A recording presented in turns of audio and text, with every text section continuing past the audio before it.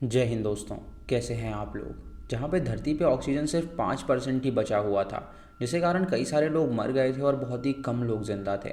एक शहर में डारियस नाम का बंदा अपने परिवार के साथ रहता था और वो एक इंजीनियर था, जिसकी वजह से उसने कुछ ऐसा निर्माण किया था जिससे कि वो अपने स्टोर रूम में ही ऑक्सीजन जनरेट कर पाता था।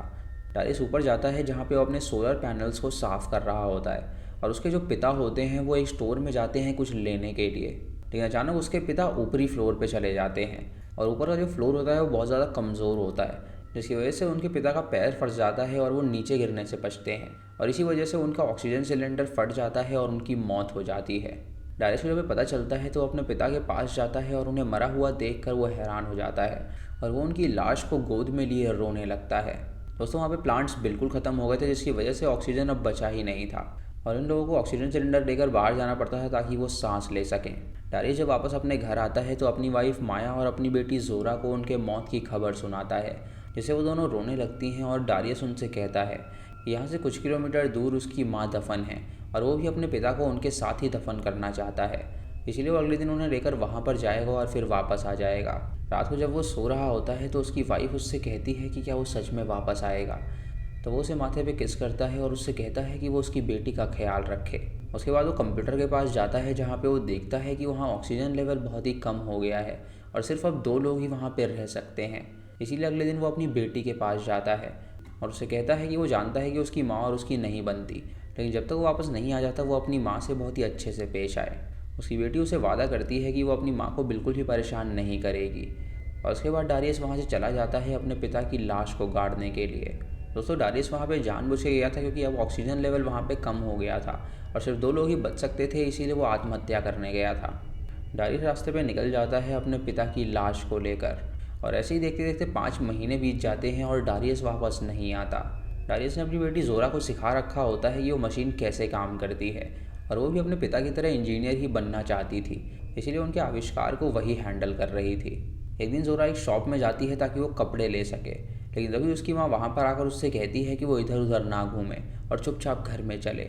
जब वो दोनों घर में जाती हैं तो उसकी माँ उसके पिता को याद करने लगती है कि कैसे वो दोनों अपनी बच्ची के साथ खुशी खुशी रहा करते थे। कुछ देर बाद वो बाहर निकलती है जहाँ पे वो ज़मीन में सीड्स डालती है, इस उम्मीद के साथ कि वहाँ पे प्लांट कभी ना कभी तो उगेगा।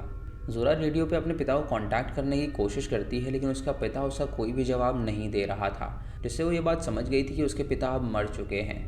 वो हर रोज़ रेडियो पे कांटेक्ट करती है और उनसे यहीं से बात करने की कोशिश करती है और जो भी मन की बात होती है वो उस रेडियो पे बोलती है।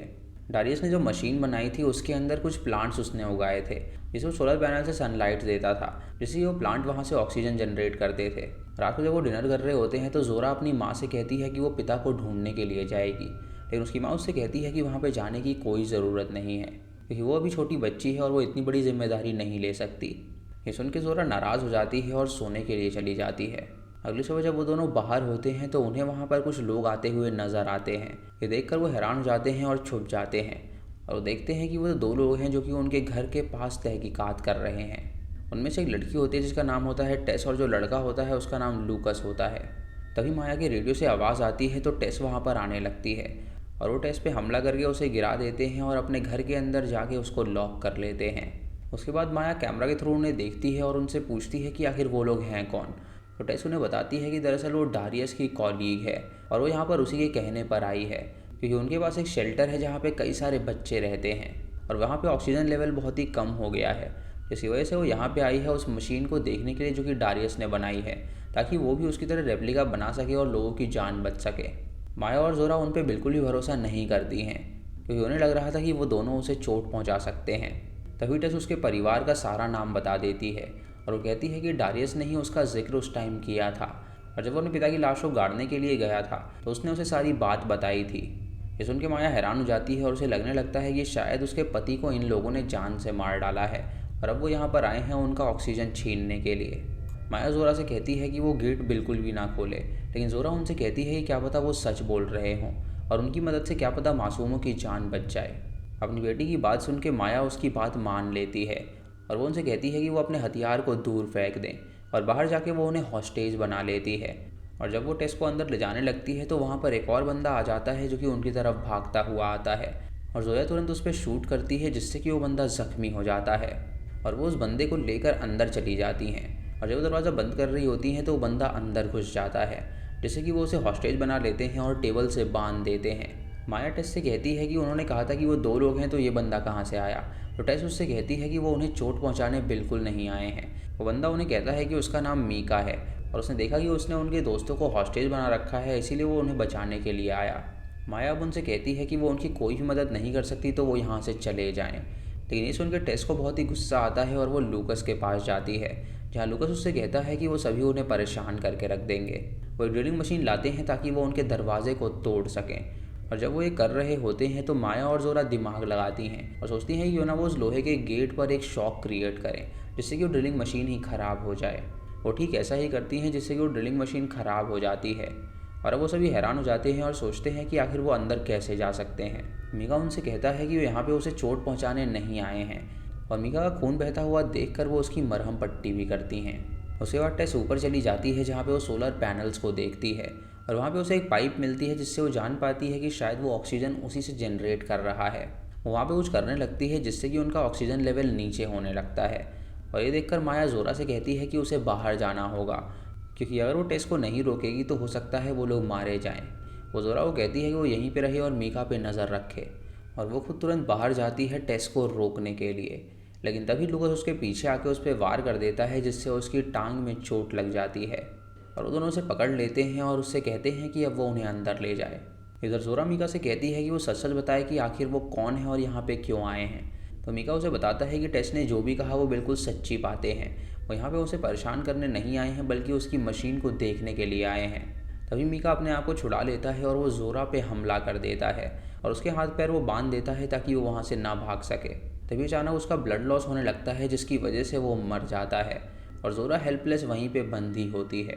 टेस और लूकस माया से कहते हैं कि वो दरवाजे पे पासवर्ड डाले, लेकिन माया उससे कहती है कि वो पासवर्ड डाल के कोई फ़ायदा नहीं है, क्योंकि दरवाज़ा अब अंदर से ही खुल सकता है। जोरा एक रेडियो लेती है और उनको बताती है कि उनका दोस्त मीका मर चुका है और उसने उसे बांध दिया है, तो वो अंदर से दरवाज़ा नहीं खोल सकती।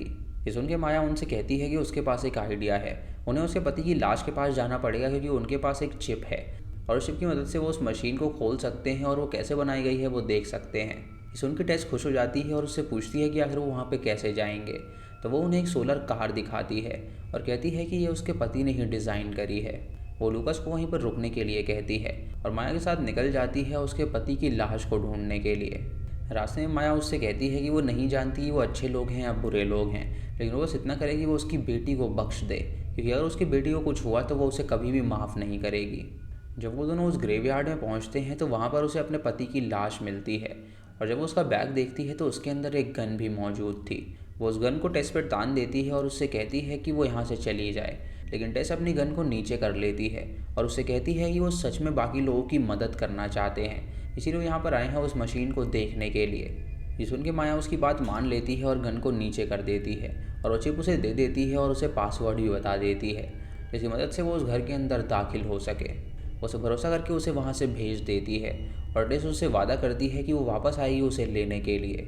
टेस तुरंत भागकर उसे घर पे पहुँचती है और पासवर्ड से वो गेट खोल देती है, और उसके बाद लूकस और वो अंदर जाते हैं और जोरा को बंधा हुआ पाते हैं। उसके बाद वो चिप की मदद से उस मशीन को खोलती है और उसे देखने लगती है, लेकिन वो उसे इतना कॉम्प्लिकेटेड लगता है कि वो उसका रेप्लिका नहीं बना सकती थी।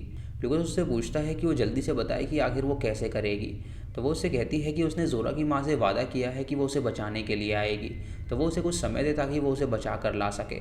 लेकिन लूकस उस पर गन तान देता है और उससे कहता है कि वो यहाँ पे उसे बचाने नहीं आए हैं, बल्कि वो यहाँ पे इस मशीन को लेने आए हैं। ये सुन के जोरा हैरान हो जाती है और टेस से पूछती है कि क्या वो सच है।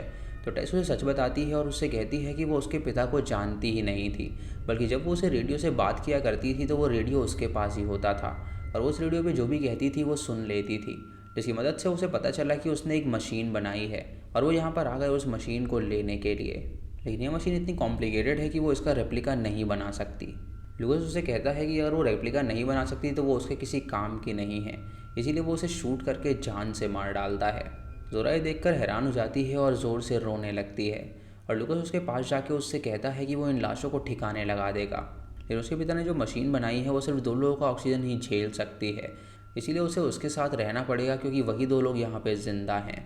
जोरा उससे कहती है कि वो उसे छोड़ दे ताकि वो अपनी माँ की जान बचा सके, लेकिन लुकस उससे कहता है कि वो उसे यहाँ से कहीं पर भी जाने नहीं देगा, क्योंकि वो उसे सिखाने वाली है कि कैसे इस मशीन का इस्तेमाल करना है। इधर माया का ऑक्सीजन लेवल बहुत ही ज़्यादा कम हो गया था और उसके बाद अब 20 मिनट ही बचे हुए थे ऑक्सीजन पूरी तरह ख़त्म होने के लिए। वो तुरंत अपनी सोलर कार को चार्ज करने लगती है और वो चार्ज हो जाती है और वो उस कार की मदद से अपनी बेटी को बचाने के लिए निकल जाती है।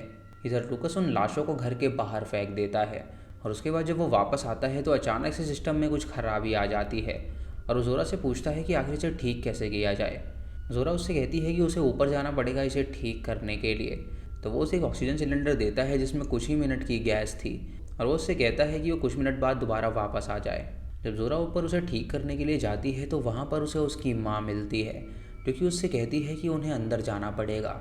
वो दोनों एक प्लान करती हैं जहाँ पे जोरा मरने की एक्टिंग करने लगती है और जब लुकस बाहर आता है तो उसे लगता है कि जोरा मर गई है और तभी उसकी माँ उस पर अटैक कर देती है और वो दोनों अंदर भाग जाती हैं। लेकिन लुकस भी अंदर आ जाता है और उनसे फाइट करने लगता है। वो उन पर गन तान देता है और उनसे कहता है कि वो यहाँ किसी को भी जिंदा नहीं छोड़ने वाला। तो वो उससे कहती है कि अगर वो यहाँ पे फायर करेगा तो ये पूरी बिल्डिंग ब्लास्ट हो जाएगी और उनमें से कोई भी ज़िंदा नहीं बच सकेगा। लुकस उनसे कहता है कि वो दोनों तुरंत बाहर चली जाएं और जब वो दोनों बाहर जाती हैं तो लुकस वहाँ पे शूट कर देता है जिससे कि वो मशीन भी ब्लास्ट हो जाती है। अब इन दोनों के पास जाने के लिए कोई भी जगह नहीं थी और ये दोनों डिसाइड करती हैं कि क्यों ना वो उस शेल्टर में जाएं जिसके बारे में ये लोग जिक्र कर रहे थे। वो लोग फिलाडेल्फिया जाने के लिए निकल जाते हैं और जब वो लोग वहाँ पर पहुँचते हैं तो उनका ऑक्सीजन भी ख़त्म हो चुका था। लेकिन तभी कुछ लोग वहाँ पर आते हैं जो कि उनकी जान बचा लेते हैं। जब माया की आंखें खुलती हैं तो वो अपने आप को एक बेड पर पाती है और उस शेल्टर में कई सारे लोगों को देखती है, यानी कि वो अकेले सर्वाइवर नहीं थे।